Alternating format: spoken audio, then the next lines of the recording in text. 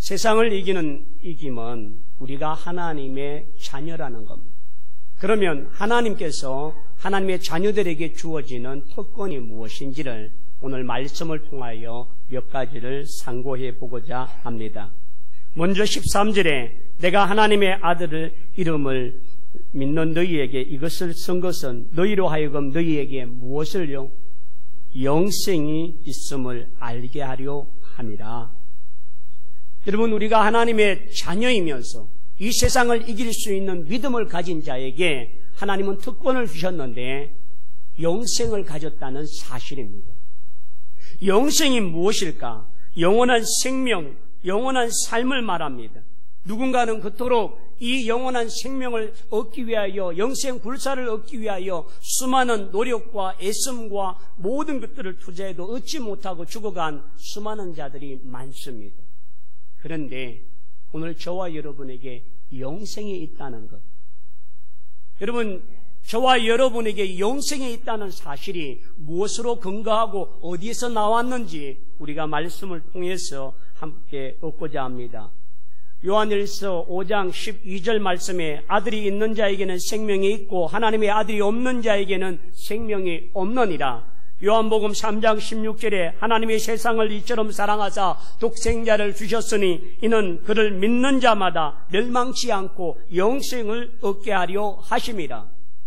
오늘 영생은 우리의 선행 공덕과 우리의 공로로 얻어지는 것이 아니라 예수 그리스도를 믿는 그 순간 예수 그리스도를 나의 구주로 영접하는 모든 자에게 이와 같은 영생이 있음을 확신하고 그 영생이 내게 있다는 사실을 확인하기를 축원합니다.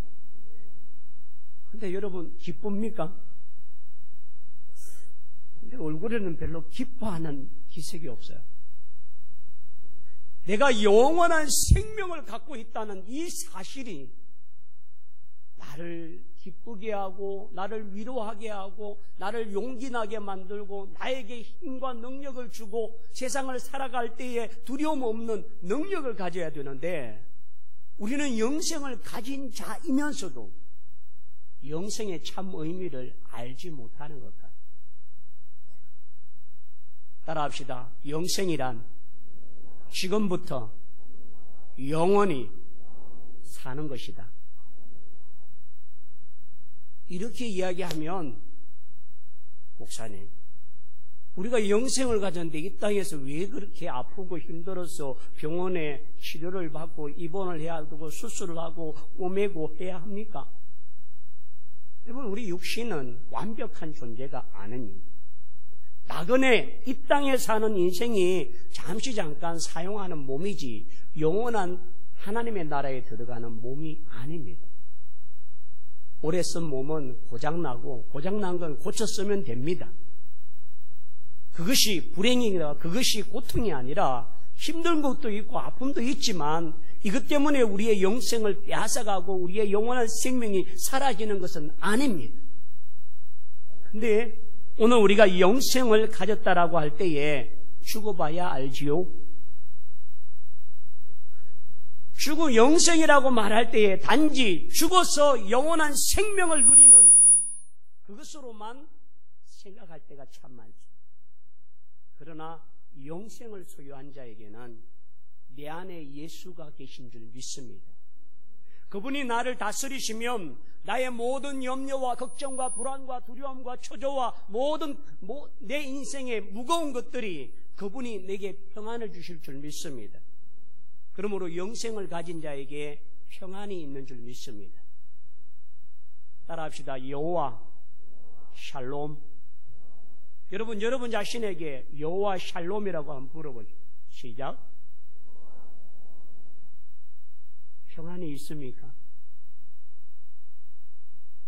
무엇이 우리에게 이 평안을 가져오지 못하고 누리지 못하고 깨닫지 못하고 그 평안을 우리에게 줄 수 없는 무엇이 있습니까?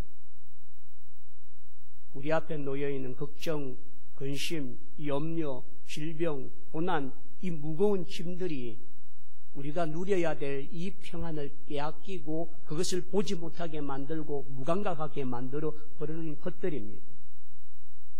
오늘 영생에 있다라고 하는 것은 하나님의 자녀가 되었다는 것이고, 하나님의 자녀는 세상을 이기느니라고 말씀하심에도 불구하고 이길 수 있는 능력을 가진 자들이, 하나님의 자녀인 우리들이 이 땅에 살면서 너무나 연약하고 너무나 나약하게 이 땅 앞에서 굴복하고 약해지고 쓰러지고 넘어지고 있는 우리의 이 현실 앞에 오늘 사도 요한은 우리에게 영생이 있음을 알게 하려 하십니다. 영원히 사는 자가 단 이 시간에 잠시 잠깐 지나가는 인생 속에 있는 나그네 같은 인생 속에 잠시 잠깐 환난을 당하고 어려움을 당하고 시련을 겪고 질병으로 아픔을 통하여 고통당한다는 것, 이것이 영원한 생명을 잃어버릴 정도는 아니란 말입니다. 그러므로 여러분, 내 안에 영생이 있다라고 하는 이 자체가 내게 힘이 되어지고 내게 능력이 되어주시고 모든 환난과 역경을 극복할 수 있는 은혜가 되기를 축원합니다.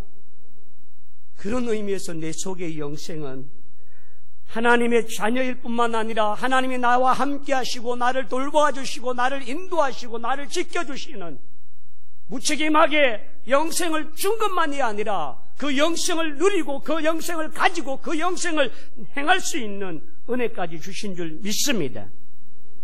그러므로 여러분, 오늘 우리 속에 내게 영생이 있다는 사실에 감격과 기쁨과 은혜가 있기를 축원합니다.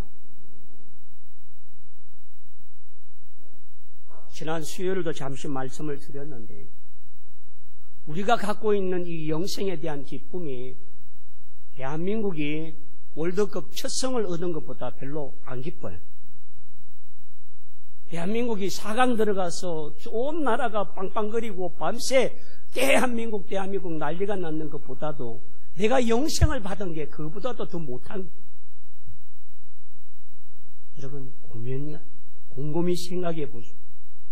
내게 주어진 이 영원한 생명, 이 영생이 어떠한 가치와 어떠한 능력과 어떠한 기쁨과 어떠한 힘이 있는지를 헤아리고 깨달을 수 있기를 축원합니다. 고대 로마가 노예를 잡아오면 그 가운데 무작위로 한 사람을 선별해서 3일간의 왕노릇을 시켜준다고 합니다. 그 노예를 3일간에는 정말 왕관을 씌워주고 왕복을 입고 여자와 술과 음식과 그 모든 것을 자기 마음대로 즐기고 흥청망청 놀 수 있는 3일간의 시간을 주고 난 뒤에 그의 목을 자르는 사형을 집행한다. 그럼 여러분, 노예로 잡혀와서 자기가 아무것도 한 것도 없는데 3일 동안 로마의 왕노릇을 했으면 후회도 없고 먹고 마시고 즐기고 놀고 모든 것을 누렸으면 마지막 갈 때는 잘 놀다 간다 이렇게 해야 되지 않을까요? 근데 마지막 가는 사람들이 사시나무가 떨듯이 죽음 앞에서 오줌을 싸기도 하고 두렵고 뜬 모습으로 마지막에 생명을 로마의 그 관료들이 그리고 장군들과 그 시민들이 그 모습을 보려고 3일간의 왕노릇을 시켜놓고 마지막 처단을 한다. 인생이 죽음 앞에서 얼마나 나약하고 얼마나 두려워하고 얼마나 무서운 존재인지를 깨닫지만 오늘 저와 여러분에게는 영원한 생명이 있다는 것은 죽음 이후에 더 큰 세계와 더 큰 나라와 영원한 생명이 있다는 사실을 소유한 자는 죽음을 두려워하지 않습니다. 사나 죽으나 다 주를 위해 사는 것이기 때문에 죽음은 단지 우리가 하나님께로 영원한 몸으로 하나님의 나라에 입성하는 한 과정일 뿐이지 그것이 두렵거나 그것이 공포가 될 수는 없습니다. 그렇다면 오늘 우리에게 진정한 영생을 소유했는지를 다시 한번 물어보시고 그 영원한 생명을 가질 수 있는 자가 되기를 축원합니다. 마태복음 16장에 보면 예수님께서 가이사랴 빌립보 지방에 가셔서 제자들에게 물었습니다. 세상 사람들이 나를 누구라 하느냐? 들어는 선지자, 들어는 요한, 들어는 선지자 중에 한 사람이라고 말합니다. 라고. 그러면 너희는 나를 누구라 하느냐? 그랬을 때에 이 베드로가 이렇게 고백합니다. 주는 그리스도시요 살아계신 하나님의 아들이십니다. 이 말을 할 때 예수님께서는 바요나 시몬아 내가 복이 있도다. 너는 베드로라 이 반석 위에 교회를 세우리니 음부의 권세가 이기지 못하리니 내가 천국 열쇠를 내게 주리니. 뭘 준다고요? 천국의 열쇠. 저는 늘 쇳대라고 이야기를 합니다. 저희 어머님이 할머니에게 고방 쇳대 넘겨받을 때가 제가 초등학교 6학년 때입니다. 저희 어머님 시집 오셔서 고모 5을 다 출가시키고 삼촌 하나를 결혼시키고 그리고 6남매 다 키워놓고 제가 초등학교 6학년 때에 그제서야 우리 할머니가 얘따 네가 알아서 해라. 고방 열쇠 보니까 그냥 낡아 빠진 노건 하나에 쇳대 하나 있는 게 다예요. 근데 저희 어머님 그 쇳대 받아놓고 얼마나 우는지. 왜요?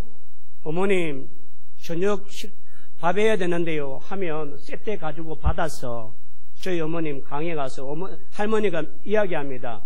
보리쌀 몇 바가지 하고 쌀 얼마 하고 그렇게 밥 해라는 거예요. 그러면 우리 어머님은 그거 갖고 밥을 10식구 밥을 다 해야 됩니다.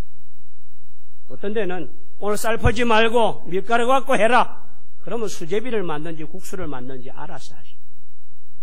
그렇게 눈물겨웠던 쇳대를 받아지고는 하염없이 우시는 어머님. 여러분 거기에는 서러움과 시집와서 그 살아왔던 아픔들이 있는 모습입니다. 근데 여러분 오늘 우리 주님은 천국 쇳대를 주면서 그렇게 고통스러운 시집살이 시키지 아니하시고 믿음이 있는 자에게 너희가 내 이름으로 무엇이든지 구하면 내가 듣고 시행하리라고 약속하시는 은혜가 있는 줄 믿습니다. 그러므로 여러분 오늘 우리가 하나님의 자녀라고 하는 이 모든 일을 통하여서 이 천국 열쇠를 통하여서 마음껏 이 영원한 생명을 누리고 즐거워하며 기뻐하고 감격하고 그것을 성취하는 믿음의 종들이 다 되기를 축원합니다. 그래서 천국의 보화와 천국의 아름다운 것들을 마음껏 맛보고 기쁨으로 즐거워할 수 있는 복된 성도가 되기를 축원합니다.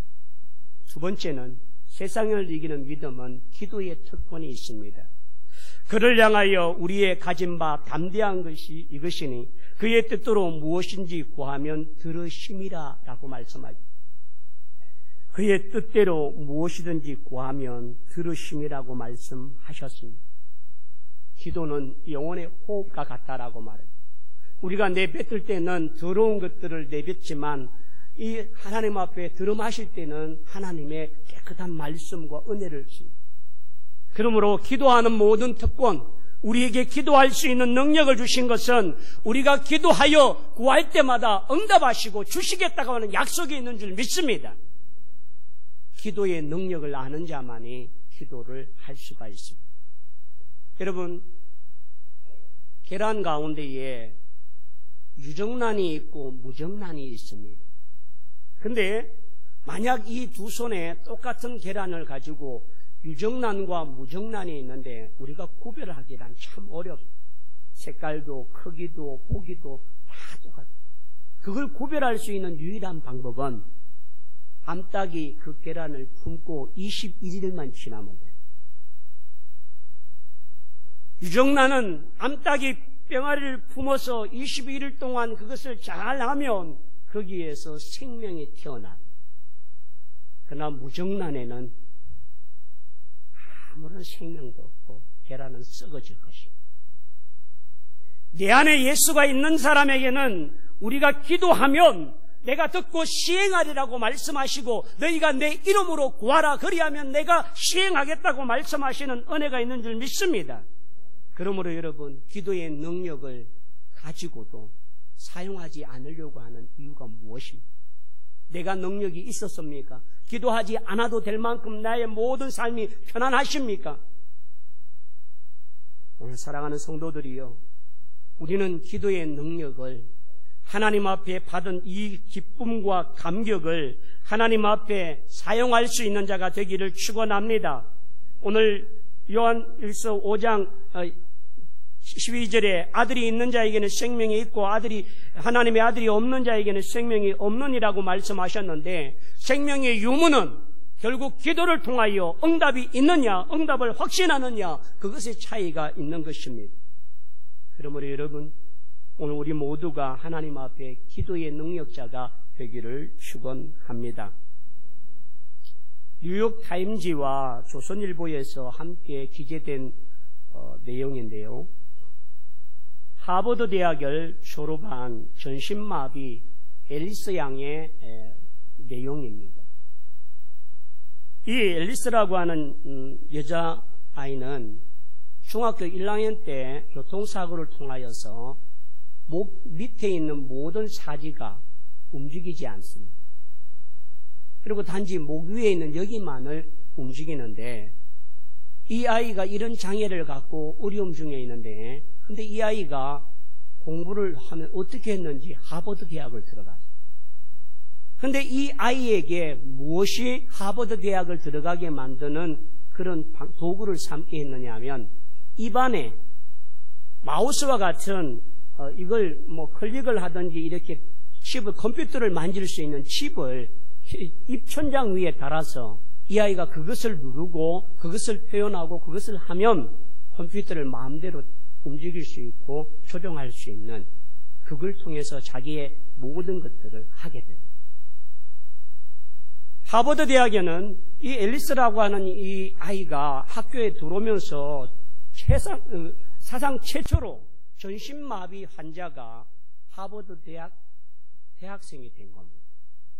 이 아이를 위해서 기숙사를 특별히 만들었고, 이 아이를 위해서 모든 과목의 수업 배정을 1층에서 다 수업하도록, 그리고 계단이 있는 곳은 전부 다 휠체어가 움직이고 들어갈 수 있도록, 그리고 이 아이가 생활하고 행하는 모든 일에 1년에 3천만 원 이상의 돈이 들어야 됨에도 불구하고 학교에서 전액으로 이 아이에게 특별히 모든 것을 다 해요. 그런데 이 아이는 그런 혜택을 누리고 그렇게 하면서 뛰어난 인재로서 자라면서 무엇이 그 아이로 하여금 변화되게 하느냐는, 그 아이가 이렇게 말합니다. 내가 할 수 있는 것과 할 수 없는 것을 나는 구분하지 않았다. 내게 능력 주신 자에서 내가 모든 것을 할 수 있다고 하는 그것으로만 이 일을 감당했다라고 말합니다. 그러면 여러분, 우리가 다리 한 짝을 못 써도 참 힘듭니다. 지난 체육대회 마치고 제가 좌측 장단지에 근육이 파열이 되었습니다. 마음껏 뛰고 싶은데 뛸 수가 없어요. 또 계단을 오르거나 힘을 좀 쓰면 이게 파열된 근육이 또다시 옆에서 잔뿌리가 떨어지고 땡기고 그런 불편함이 있다. 그런데 이 아이는 자기 몸을 움직일 수 없으면서도 불구하고 내가 할 수 있는 일과 할 수 없는 일을 구분하지 아니하고 내게 능력 주시는 자리에서 내가 모든 것을 할 수 있다고 하는 긍정적인 믿음을 갖고 기도할 때에 하나님이 그것을 가능케 하는 은혜가 있는 줄 믿습니다.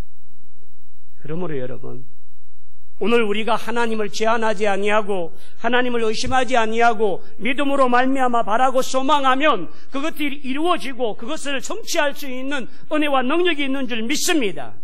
그러므로 하나님 앞에 기도하는 특권을 방치하지 마시고 마음껏 기도하셔서 그 기도의 아름다운 축복과 은혜와 그 모든 것을 누릴 수 있는 복된 종들이 다 되기를 축원합니다. 저는 숙명여자대학교 총장이었던 이경숙 총장이 있습니다. 근데 이분은 정말 신실한 믿음의 사람이에요. 근데 이분이 총장직을 맡았을 때에 대학교가 전부 열악하고 재정적으로 어려움 지경에 빠졌습니다. 그는 총장의 이름을 갖고 있으면서도 매일 새벽에 나와서 하나님께 도움을 구합니다. 하나님, 총장으로 감당할 수 있는 지혜를 주시고 하나님이 내게 능력 주셔야만 내가 이 총장으로서의 일을 감당합니다 라고 늘 기도로 무릎으로 나아갔습니다. 그는 시편 여호수아 1장 9절에 내가 내게 명한 것이 아니냐, 강하고 담대하라, 두려워하지 말며 놀라지 말라, 내가 어디로 가든지 내 하나님 여호와가 너와 함께 하느니라, 이 말씀을 가장 좋아하며 그 말씀을 의지하며 나갔습니다. 그런데 하루는 숙명여자대학교에 교문이 없어서 교문을 세워야 되는데 학교에 예산이 없습니다. 그런데 교문의 모양과 그 견적서와 모든 것들을 다 받아보니까 그 당시에 3억 정도의 예산이 들어갑니다. 학교 안에 재정이 지금 열악한 상황에서 3억을 들여서 이 교문을 만들 수가 없습니다. 그런 중에 그것을 놓고 하나님께 계속하여 기도했습니다. 하나님, 이 학교를 하나님께서 경영해 주시고 교문을 세울 수 있도록 하나님께서 길을 열어주십시오. 그렇게 이경숙 총장이 그렇게 기도한다는 소리가 주변의 사람들에게 많이 알려졌습니다. 어떤 사업가에게 그 소리가 들려서 사업가가 학교를 찾아와서 총장에게 이야기를 합니다. 총장님, 교문을 세우고 싶은데 돈이 없다면서요. 제가 후원하겠습니다. 단 조건이 하나 있습니다. 내가 이 교문을 세우되 그 교문 앞에 들어오는 한 기퉁이에 하나님의 성경 구절을 집어넣도록 허락해 주십시오. 여러분, 믿지 않는 숙명대학교에 교문에 성경 구절을 집어넣는다는 것이 가당하겠습니까? 모든 직원들을 부르고 교수회의를 모아서 그것을 의논하고 총학생회와 동문을 전부 다 소집을 해서 이런 일들 때문에 교문을 세워야 되는데 복지가가 이런 조건을 했습니다. 그런데 학교 교수와 모든 학생들과 총동문이 결의하기를 이 모든 일의 정권을 이경숙 총장에게 위임한다? 그러고는 그 불신대학교의 교문에 하나님의 성경 구절이 들어가는 교문을 만들어 주셨다고 합니다. 무엇이 하나님께서 그와 같은 일들을 이루셨을까요? 불신의 학교이지만 믿음을 가지고 하나님 이 학교를 총장으로서 어떻게 하면 학교를 발전을 위하여 학교를 위하여 할 수 있는 일이 무엇인지를 하나님께 구할 때에 하나님은 방법과 방편과 이와 같은 협력하는 일들을 이루어 주신 줄 믿습니다. 그렇다면 여러분, 오늘 저와 여러분이 기도해야 될 제목들 위에 하나님께서 들으시고 응답하지 못할 기도가 없는 줄 믿습니다.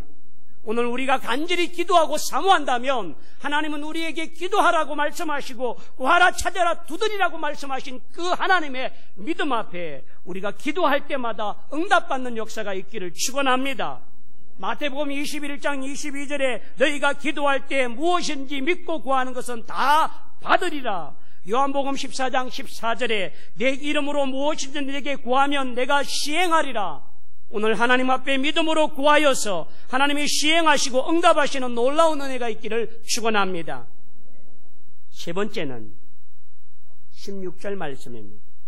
누구든지 형제가 사망에 이르지 아니하는 죄 범하는 것을 보거든 구하라. 그리하면 사망에 이르지 아니하는 범죄자들을 위하여 그에게 생명을 주시리라.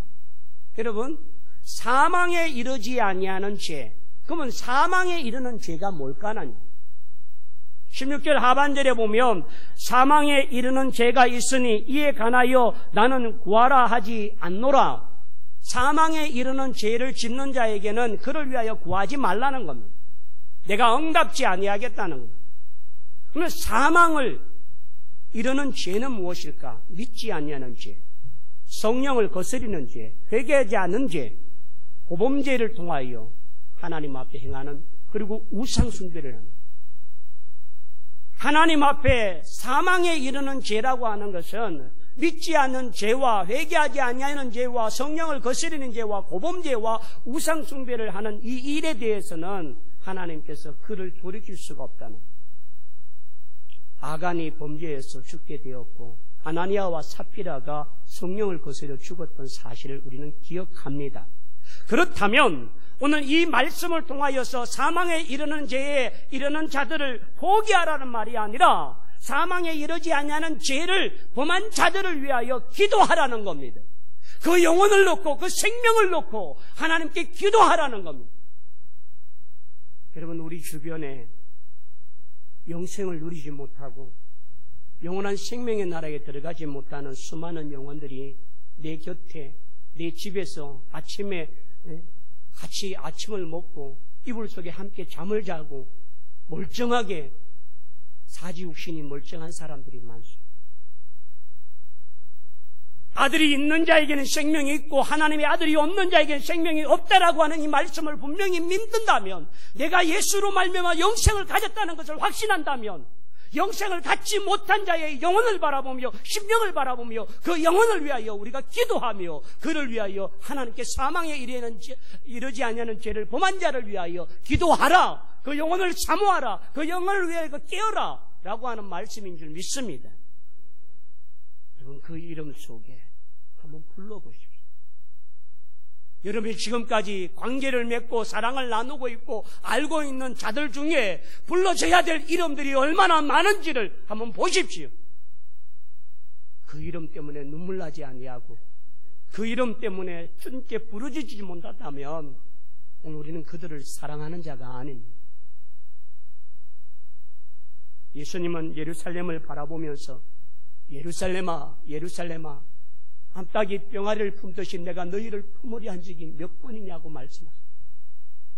오늘 여러분, 내 가정 안에서, 내 가족 안에서, 내 형제들 속에, 나의 사랑하는 친구 속에, 친척들 속에, 이웃들 속에 사망에 이르지 아니하는 범죄한 자들을 하나님께 회개하고 돌이킬 수 있는 때가 지금인 줄 믿습니다.